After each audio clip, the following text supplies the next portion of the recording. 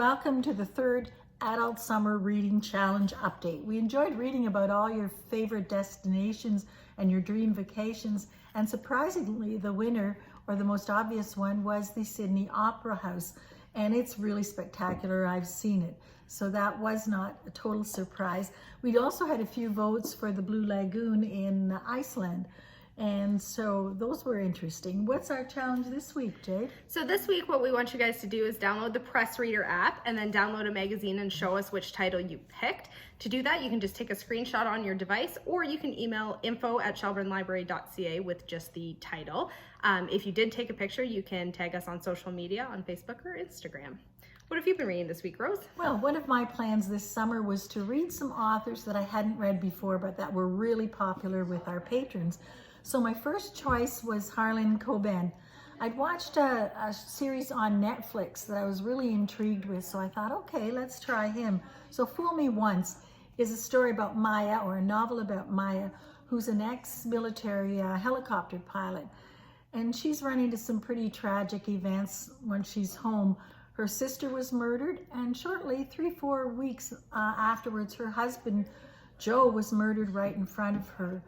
Now, the other factor that comes into this is that Joe was part of the very wealthy Burkett family, and they're dealing with some high-end businesses, pharmaceuticals, and they could be implicit in Joe's death.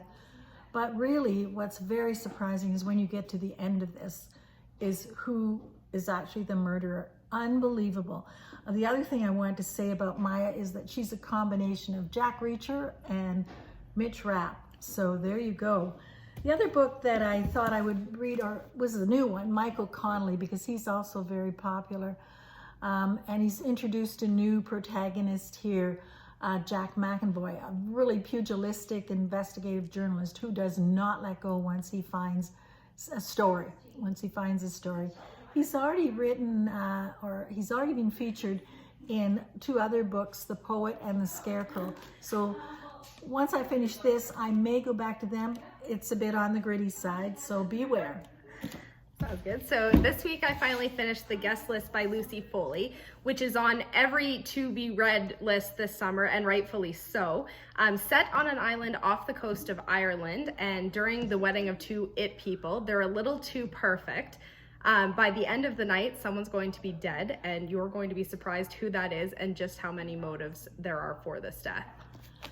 Great, that sounds interesting too, Jane. Lots of mysteries. Thanks for watching. Good luck on completing your badges this week, and we'll see you next week. Bye, guys. Bye.